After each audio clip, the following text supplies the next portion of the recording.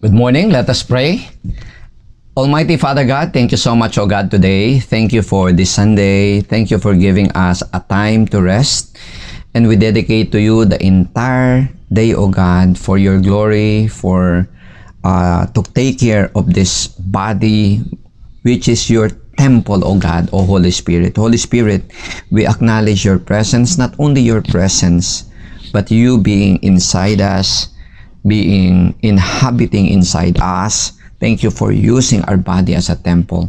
Turuan mo kami, O God, na lagi naming isaisip, O God, na ikaw ay nananahan sa katawang ito na dapat naming alagaan, dapat naming gamitin lang, O God, sa mga tamang paraan. Lord, we praise you and we glorify you and we ask your anointing both in speaking and listening ng lahat, O God, kami kasama yung nakikinig sa broadcast na to ay mabless, matuto, at maging fruitful, O God. Thank you, Lord. May this message, O God, add hope to us. Alam namin, O God, sa iyo meron kaming aasahan. These things, O Father, we ask in Jesus' name. Amen and amen. Good morning. Sa panahon po ngayon, ang dami pong nawawalan ng trabaho. Marami pong business na nalulugi o nalugi na, nagsara. Marami rin pong mga nag-invest. Katulad po namin, yung mga nag-invest sa mga condominium and it's down. Yung iba sa stock market and the stock market is down. So, umaasa lang tayo, natataas ulit. Yung mga nagbili ng condo na ipaparent, katulad namin, dami rin namin na nalugi dito dahil inaasahan namin maiparent pero nung mai-turnover, wala namang mag-rent. So, dahil inabutan ng COVID, tourism is down. Yung iba, yung mga kotse nila, matagal nilang pinangarap magkakotse pero ngayon, pinahatak na lang nila sa bangko dahil mas mahihirapan kung hindi ipapahatak. Yung mga kasama ko sa negosyo, sa review center, yung iba talagang binitiwan na lang muna, isinara lang muna yung review center nila. So sa Padil Review Center, awa ng Diyos, nagtuloy-tuloy naman kami online and we will attempt to have a physical review pero ang daming mga kailangang ayusin. So, ang mithiin po namin, the objective of this line of sermon or message sa Hope Series is mabigyan po tayo ng pag-asa, ma-encourage tayo. Hindi po false hope and hindi rin po dapat tayo magkaroon ng wrong hope, kundi ang gusto ko po, ang hangarin ko po is magkaroon tayo ng tamang pag-asa. Yung talagang may aasahan tayo. Ano po? So, kung pasaway ang employer mo, may aasahan ka ba? Sa kanya, wala. Pero, basta hindi ka pasaway, kahit pasaway ang employer mo, may pwede kang asahan dahil sigurado may makakakita ng ginagawa mo. Sabi nga sa Galatians 6:9, don't be weary in doing good, for in due season you will reap the reward. May makakakita at makakakita ng mabuting ginagawa mo. Pero kung ikaw ay pasaway, wala ka talagang pwedeng asahan. Kahit hindi pasaway ang employer mo, wala kang aasahan sa employer mo kung ikaw ay pasaway. Kung pasaway siya, pasaway ka pa, wala na kayong lalong aasahan. Sa magulang mo, wala kang pwedeng asahan kung nagpapasaway ka. So pwede kang umasa pero wala kang karapatan na umasa. Madalas inaalis natin yung karapatan nating umasa, yung asa na talagang nakakataba ng puso, you remain happy or you remain peaceful despite ng mga nangyayari dahil alam mo na may aasahan ka at alam mo na you are taking your part or you are doing your part. So, ganun din po kaya ko nabanggit ang employer because the Lord likened Himself into an employer in Matthew 25 starting with 14, the parable of the talent. Ano po? So, sa parable of talent, yung the Lord likened Himself into a master or an employer, binigyan niya yung mga empleyado niya ng yung isa 10 talents or money, yung isa 5 talents, yung isa 2, yung isa lang, no? Lahat binigyan niya, wala siyang hindi ibinigyan. Now, sabi niya, nagbigay siyang instruction, use this talent, palaguin nyo, pagbalik ko, mag-accounting tayo. So, sa mga katuwid, after a while, dumating yung master, bumalik yung master, nagkaroon sila ng accounting, yung may 10, naging 20, yung may 5, naging 10, yung 2, naging 4. So, perhaps the reason why na double lang is para madaling mag-compute. Mahirap kasi mag-compute pag times 3 na, pag times 4 na. Buti sana kung times 5, no? So, ito is times 2, no? Pero, nung inassess na yung isang servant, yung binigyan lang ng isa, ang sabi nung servant na binigyan ng isa, basahin po natin, binalik niya yung isa na talent na ibinigay sa kanya na hindi niya ginamit. Kasi ito yung response niya. The man who had received the 1 talent came, Master, he said, I know that you are a hard man, harvesting where you have not sown, and gathering where you have not scattered seed. So I was afraid and went out and hid your talent in the ground. See, here is what belongs to you. His master replied, You wicked lazy servant, so you know that I harvest where I have not sown and gather where I have not scattered seed? Well then, you should have put my money on deposit with the bankers, so that when I return, I would have received it back with interest. Take the talent with him and give it to the one who has the 10 talents. And throw that worthless servant outside into the darkness where there will be weeping and gnashing of teeth. Pagmasdan nyo dito yung response ng employee sa yung response ng master. Take note of the action of the servant because of the wrong perception of who and what kind of employer the master is. Wrong perception of him normally results in the wrong response. His perception of the master is that he is not a good master. He harvests without sowing. He gather without scattering. So, ang thinking niya dun sa master is, he is a greedy person. So, ganun yung response natin kadalasan kay Lord. Dapat nating tandaan that God is always good, that He is always caring, that He is always loving, that He is always forgiving. Sabi nga sa John, di ba, He is just to forgive us all our sins, just and faithful to forgive us all our sins, di ba? So ang sabi sa Matthew 18:14, doon sa parable of the lost sheep, nandyan yung 99, yung isa nawawala, and hinanap ni Lord.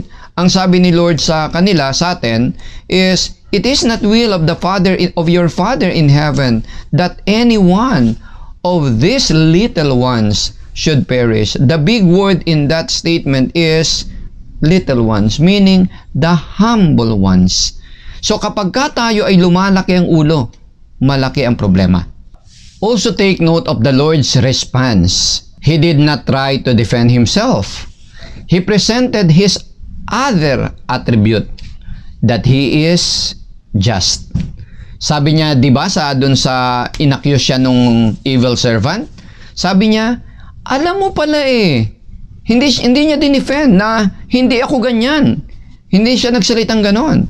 Ang sabi niya is, alam mo pala hindi ka pa rin sumunod?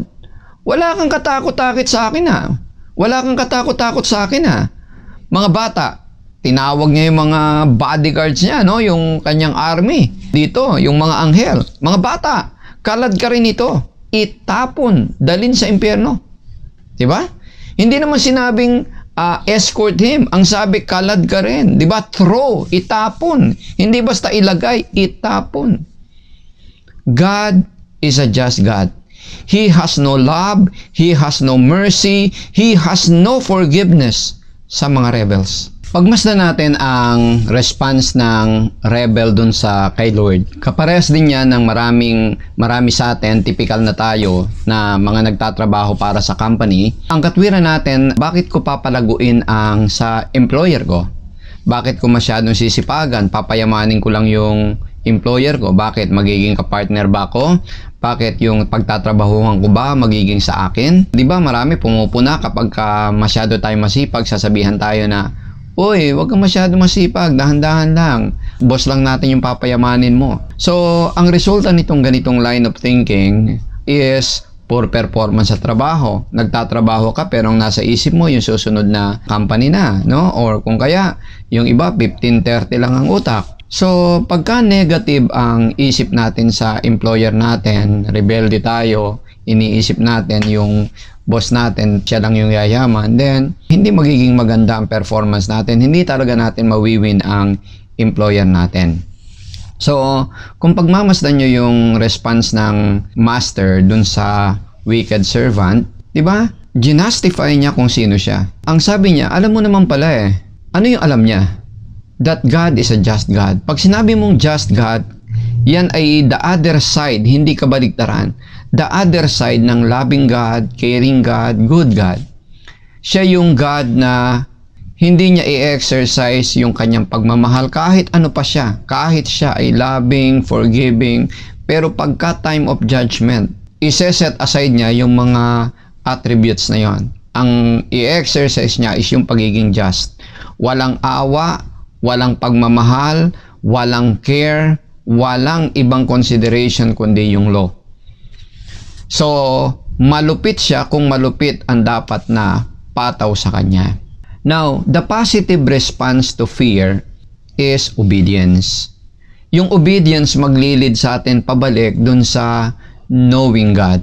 Makikita natin na siya pala ay mabuti.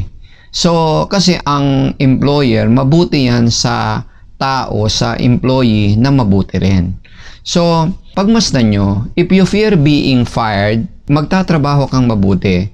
It will lead to productivity and efficiency, and that leads to your promotion. Bakit ka na-promote? Siyempre, pag na-promote ka, matutuwa ka, di ba? Magkakaroon kayo ng relasyon ng employer mo. Ganon din kay Lord.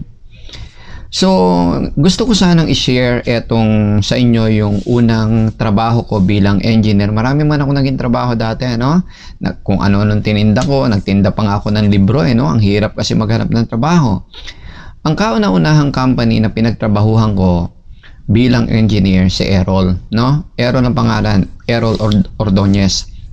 Yung pangalan niya sa Chinese community, Mr. Chua. So, si Errol, matalinong negosyante, matalinong contractor, marami rin ako natutuhan sa kanya. Sa kanya ko nakita, hindi pa uso yung quantity surveying, sa kanya uso na. So, doon sa company namin, may mga kasama akong ibang engineers. Kontratista kami sa pinakamalaking electronics company sa buong Pilipinas during that time, yung Motorola. At saka meron pang iba, nakalimutan ko na lang yung mga company. So, yung mga kasama kong mga engineers, ang ginawa, sumipsip dun sa Motorola dahil gusto nilang makapasok sa Motorola. So, ang paraan nila, isiraan yung boss ko, i-reveal niya yung mga strategy ng boss ko na kasi yung boss ko, no, mahilig siya sa quantity surveying na hindi naman nagko-compromise ng standard kundi ang ginagawa niya pagka OA, yung design, i-modify niya na hindi masasacrifice yung quality. Parehas din ang quality pero lesser cost. So, ang ginawa nila is kwinento nila yan dun sa HR saka sa technical department ng Motorola. So, in short, siniraan nila yung boss ko, si Errol. So, nasira si Errol sa Motorola na blacklist siya sa Motorola. So, malaking kontrata yon. So, ang ibig sabihin, almost kalahati o mahigit kalahati ng income ng company nawala. So, ang nangyari is, tinanggal din sila ni Errol kasi nung na-discover ni Errol yung ginawa nila, so dahil sa kahihiyan nila is nag-resign na lang sila. So, ako lang ang naiwan, ako lang ang itinara ni Errol bilang engineer niya. So, dahil sumusunod ako ng pastor ko, saka ng daddy ko, saka mama ko, na maging matapat ka sa employer. Dahil mahihirapan kang kumuha ng promotion kung hindi ka matapat. So, sa lahat ng bagay, huwag kang sasali sa mga kalokohan ng mga engineers. Huwag mong sisiraan ng employer mo. Your loyalty should be to your employer. Alam nyo nangyari, wala na kaming trabaho, wala nang kontrata sa Errol noon. Ang ginawa ko, nagpaalam ako sa kanya dahil ang ginagawa ko na lang mag-stamp kasi meron din siyang refrigeration na business. So, doon na lang ako inassign muna, tagagawa ko ng mga request slip, taga-tatak. So, hindi na engineer ang naging trabaho ko, pero yung sahod ko, pinapasahod niya pa rin ako bilang engineer. So, nag-resign na lang ako dahil sabi ko, lugi si Boss Errol sa akin. So, nung paalis ako, sabi niya, ba't yung magre-resign? Hindi naman kita pinapalis. Sabi ko, boss, wala na tayong trabaho. Lugi ka na sa akin. Hindi, akong bahala. Magkakaroon tayo ng kontrata. Maghahanap ako ng trabaho para sa'yo. Para may kontrata tayo. So, in short, ayaw niya akong pag-resignin. Hindi ko tinataas yung sarili ko. Ang sinasabi ko lang is, kilala si Errol bilang malupit na, nung mga pasaway na mga empleyado, bilang malupit, makasarili, magulang, mandaraya na employer. Pero hindi kami ni Errol. So, maganda yung naging relasyon namin. So, ang sabi ko sa kanya, boss, ganito na lang kasi ayoko rin naman na sumasahod ako ng hindi kasulit sa akin.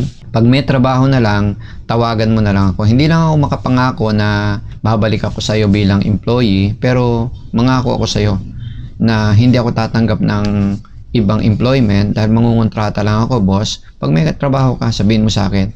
So marami rin kaming naging trabaho ni Errol together na ako yung contractor niya. Hanggang ngayon, pag may mga sensitive na estimate na kailangan siya, tinatawagan niya ako dahil yung tiwala na na-develop ko sa kanya, mataas. So from being his employee, naging partner kami, naging associate kami, at higit sa lahat, naging magkaibigan kami. Di ba yung sabi ni Lord, I no longer call you servants, I call you friends.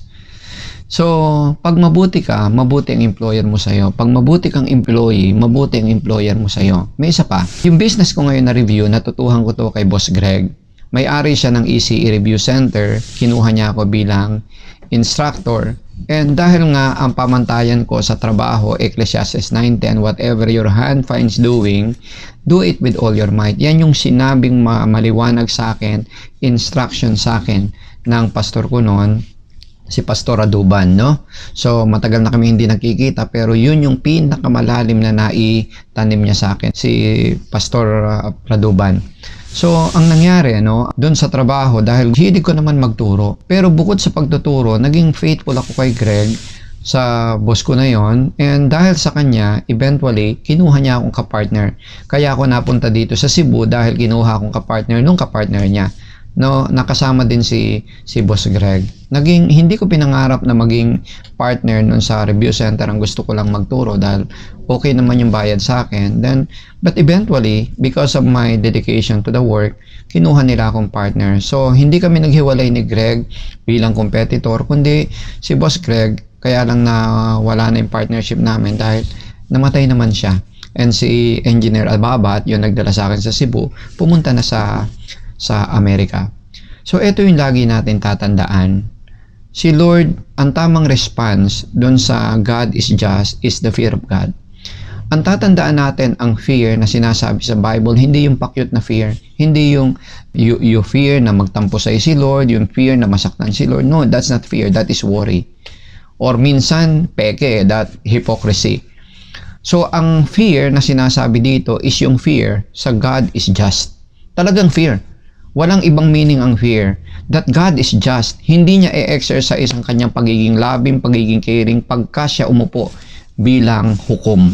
Kailangang katakutan natin siya na siya ay malupit pagdating ng araw na yon na nakaupo siya bilang just. Walang love, walang ibang susundin siya kundi yung batas. So, ang positive response to fear, maganda kasi kung may positive fear tayo kay God, susunod tayo sa Kanya.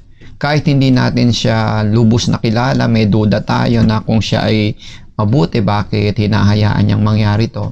Yet, dahil may fear tayo sa Kanya, hindi tayo magre-rebelde, hindi tayo lalaban sa Kanya, na katulad nitong wicked servant, hindi nga tayo mananagot sa Kanya. Ang sabi sa Matthew 5:5, happy or blessed, no? So, yung word na translate na blessed is happy or happy, blessed, are those who are humble, for they will inherit the earth. May naghihintay, makakaasa tayo kay Lord. Romans 8:17, now if we are children, we are heirs, heirs of God, and co-heirs with the Messiah. If, in fact, we share in His sufferings, in order that we may also share in His glory. Yan yung po yung sabi sa Romans 8:17. Si Lord, napakabuti. Maging mabuti tayo sa Kanya, meron tayong aasahan. Huwag tayong magre-rebelde sa Kanya.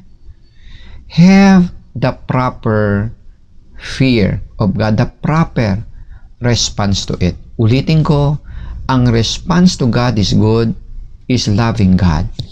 You can hope from a loving, caring, forgiving God, generous God, if you love Him. Loving Him, trusting Him, hoping, waiting on Him is the proper response. And the proper response to God is just, is the fear of Him. And the fear of Him should lead to obedience. And obedience leads to productivity. And productivity leads to relationship with the employer, with the master, with the Lord. And relationship with Him will lead to number 1, loving Him, seeing the good thing in Him. Yung mga employer ko na memorable sa akin, si Boss Greg, si Boss Errol, ang dami kong naririnig na mga masasamang salita laban sa kanila. Pero hindi ko maintindihan because ang nakikita ko sa kanila, yung kabutihan nila. And that is what and who they really are and what they really are.